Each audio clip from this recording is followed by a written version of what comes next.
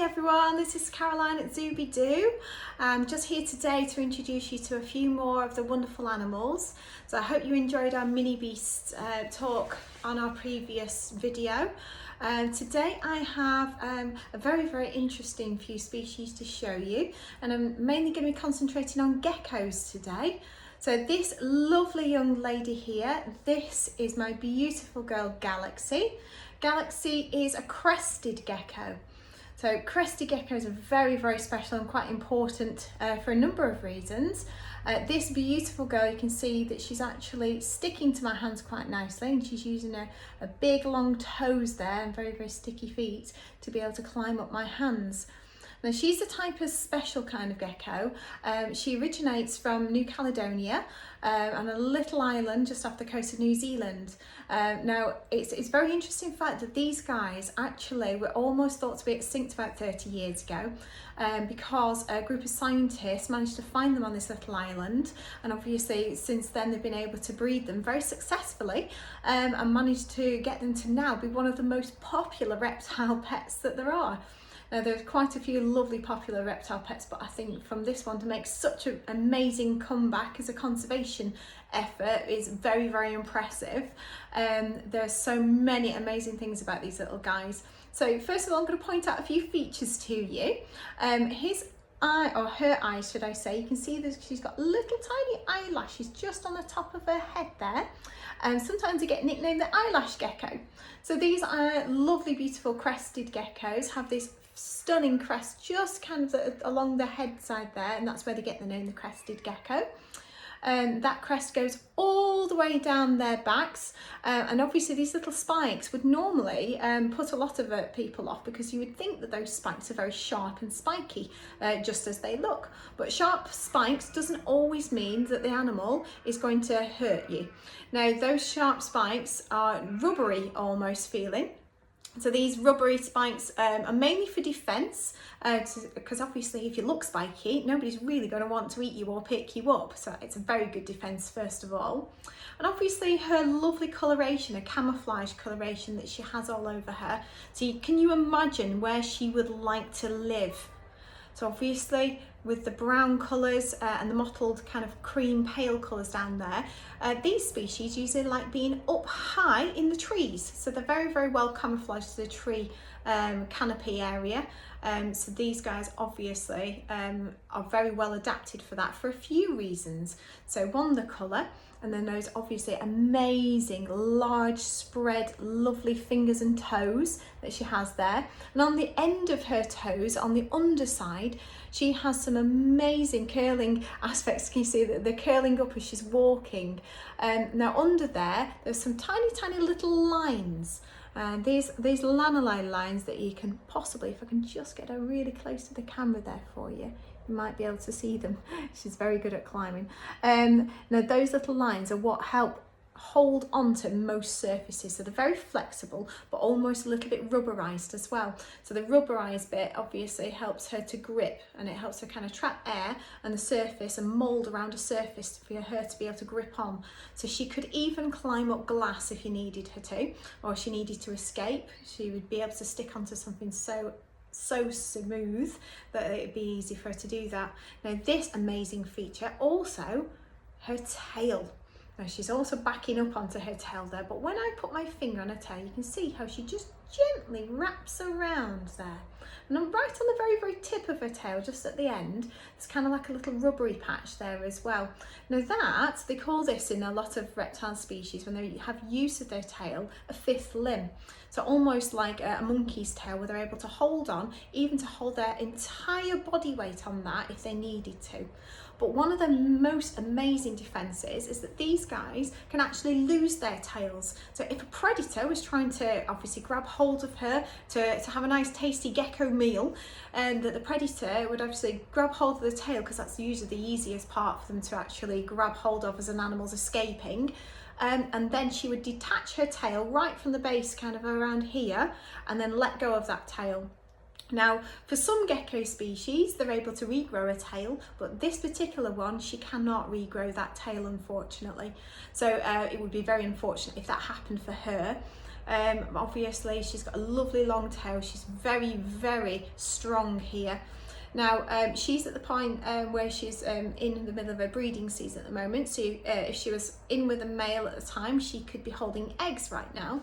That's not something that I do at the moment. I have bred lots of different types of geckos and snakes, but for me, obviously, you have to find suitable homes for them, and that comes with a lot of responsibility. And I do believe there's an awful lot of reptiles that are out there with a lot of really fantastic breeders. And it's nice to pass on genetic diversity in a lovely species, and especially a very, very friendly animal such as our galaxy here. But I do also think that finding important homes is just as important, to know where they're going to live and obviously look after them and care for them. Now, an amazing feature of her, she's obviously a reptile, but you can see that she's sticking her tongue out there, and I'm hoping that she's going to bring her tongue up and show you what she does best. Now, that tongue acts a little bit like a windscreen wiper. Now, if she needed to, if there was a bit of dust or debris on her eyeball, she would lick her eyeball with her tongue. Yes, you heard me right, lick her eyeball. Now, isn't that an amazing feature to have such a long tongue? You can even lick your own eyeball. Occasionally people can touch the nose, but these guys are pretty impressive. And that's because one of the features of a lot of reptiles is that they do not have eyelids. So although she has the lovely eyelashes that present that she would have eyelids, that she doesn't. In fact, there's a lot of reptiles that just have a scale over the top. So for snakes, example, snakes would shed that scale along with the rest of their skin. And obviously the undamaged eye underneath obviously is kept nice and safe.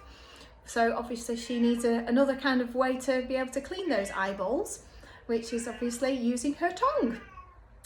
Now, the most interesting thing about her is a lot of reptiles do tend to eat lots of insects, but for her particularly, she's actually a little bit different in that sense. She would eat lots of different types of fruit as part of her diet naturally in the wild. So one of her favourites is banana. She loves apricots and pears. Occasionally you can kind of get special food mixes for them. It's a powdered mix, which is quite good if you're having them as a pet animal, and obviously you don't want to always feed them bugs or the fruit that can go off. So obviously that little fruit mix that you can either buy in pots, especially ready-made, or you can buy it as a powder and add a bit of water to it. They have a little bit of that, and they'll even lick it off your fingers. They're that friendly as the species goes. So that food is a perfectly well balanced diet for them to give them enough of the vitamins and minerals that they need to survive. Now, one of her features, I'm wondering if she's actually going to do it now, because she's looking like she's just about to want to jump. So these guys are fantastic at being able to jump from canopy and trees from one to another to get to a more suitable place, and she really does have an amazing jump on her. But I am just going to be very, very wary of that. I don't want her to over jump and miss the camera and fall. So one of her features, other than these beautiful jumping legs and her amazing ability to eat lots of different things like beetles, bugs, worms, moths, butterflies, crickets and grasshoppers, she has these beautiful, beautiful eyes. So if you look inside her eye, you can see that the side of her eye is a little slit. And usually slits in a reptile's eye, you can usually see in most animals. If they have that, that is one very good indication that they are in fact nocturnal. So being a nocturnal animal usually means that they sleep in the daytime and they come awake at night. So this young lady would normally be asleep right now, but she tolerates being handled very, very well. I put my hand in and I just fed a little bit of food for her, and she came straight out onto my arm, so she was quite happy to join us today without disturbing her too much. So obviously, being a reptile, some animals come out during the daytime when they hunt for their food, and she will obviously either hunt at night or eat her lovely fruit at night time as well. And that's obviously a safety thing as well. If you think about reptiles, they have to keep themselves very, very safe, obviously from predators, because they're quite small. There's a lot of animals in the wild that would love to eat these, like particularly lots of snakes and monkeys. So obviously, she's very, very clever with that. Now, another one of the features that a lot of people don't necessarily see is that on the side of her head you can see there's kind of like the fringe, which is obviously the crested part, but she's also got little tiny ears at the side of her head. With those little ear holes, you can just see, just under here. Those ear holes are designed obviously backwards, so you can see that the ear holes are going to be able to defend against water going directly into her ears, which is absolutely fantastic for her. She's going to be up in the trees getting very wet. It stops bugs and things getting in there as well, but it doesn't mean that she hasn't any better hearing. She's got very, very good hearing. She can usually hear me come in when I'm about to open a door, so she can also feel vibration too. Now I am going to pop her back and I'm going to just put out one of the other animals for you to have a little look at. So this little arboreal species of a tree climbing lovely crested gecko. So that's our Galaxy today. So I'm going to pop her just back in this little tub that I've got for her at the moment. And then I'm going to get out another gecko for you. So obviously, being part of the reptile family, all reptiles have one or two things in common, is that they all have scales and they all have cold blood. Now, the next one that I have is a beautiful leopard gecko. So this young lady here, this is Lyra. And Lyra the leopard gecko is very different features to our lovely Galaxy there. So Lyra, you'll notice, she's not holding on very easily, not as much as our lovely crested gecko there. That's because this one is the type of species that actually will sit on the ground floor. They will climb over rocks and logs, climb up over things, but they can't actually physically stick to things with the same kind of foot patterns, obviously, as the crested gecko. So this young lady has toenails, so that helps her to climb and clamber over the rocks. But one of her amazing features is again the tail. So it's not used as a fifth limb, but this tail is actually a fat store. So in there it's a little bit squidgy, very, very marshmallow-like. So the marshmallow kind of texture is actually the fat that's stored in her body.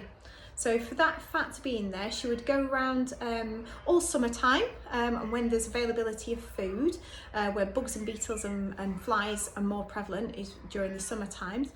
And obviously in the winter time there's not many of those around, so you tend to find that these store all the fats that they need in this lovely tail here, and over the winter periods or the lean periods when there's not much food availability, they will actually use some of the fat in there to help sustain their bodies over that period, so which is pretty amazing.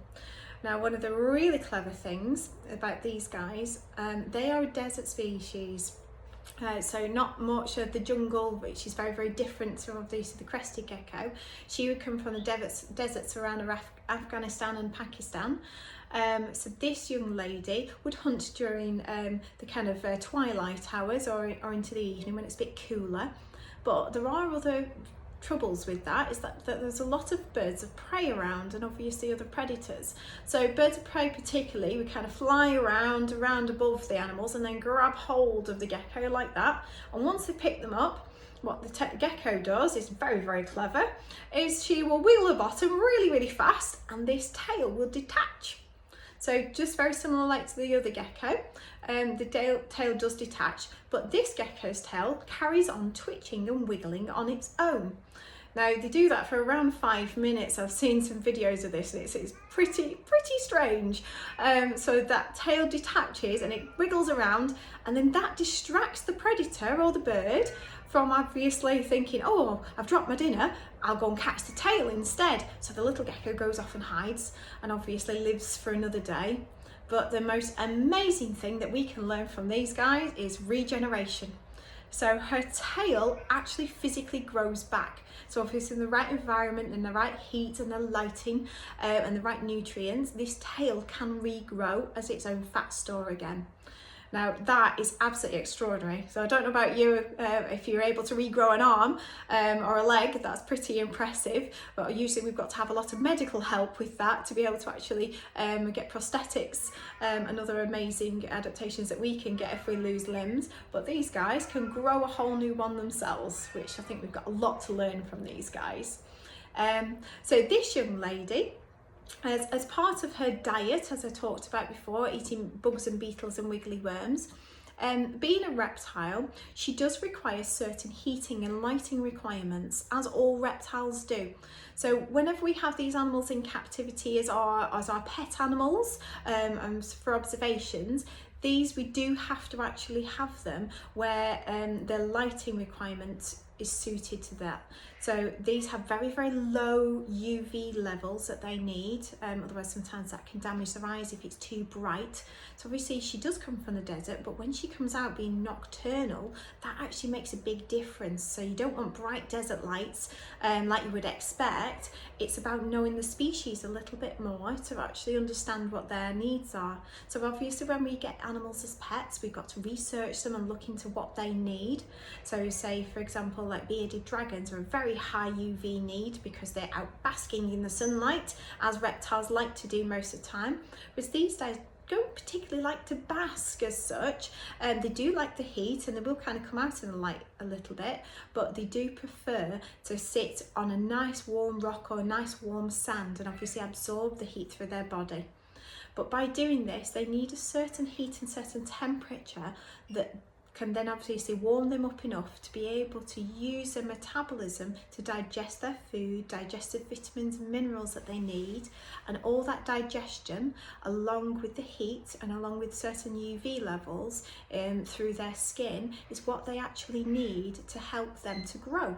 So without all of these processes going along all simultaneously with the right levels at the right time with the right heat, they wouldn't be able to grow effectively or be able to reproduce or survive very well.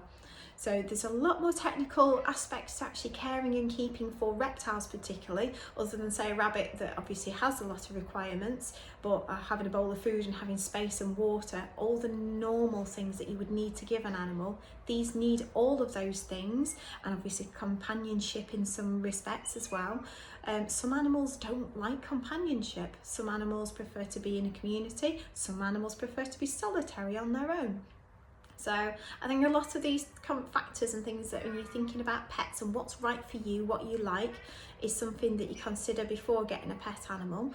But these reptiles are all very, very different. You can always find something in a reptile, I think, that's a suitable thing but as a pet that you would like yourselves. But obviously starting off with an easy species such as a leopard gecko or possibly a crested gecko are one of the easiest ones that I tend to find that work very well for novices when they've researched them correctly and got a little bit of advice. So I'm going to leave it there for you guys today. I hope you've enjoyed meeting our lovely leopard gecko Lyra. She's very happy having a little walk around here, and obviously our lovely girl Galaxy. So thanks very much for listening everybody, and I hope you guys have enjoyed learning a little bit about reptiles. There's so many different things that I can tell you about all sorts of different reptiles, but I will be sending some more videos across, and then obviously you can see different animals and how they are and how they live. So if anybody does have any questions, do feel free to contact me at Zoobidoo. And if you're local in the area to Cumbria, if you feel like an animal experience is something that would be really needed at your home or your school or your brownies or guides or anything like that, do give me a call, and hopefully you get to meet some of these amazing animals in person. So thanks very much for listening everybody, and I hope you enjoy yourselves. Thanks very much. Bye.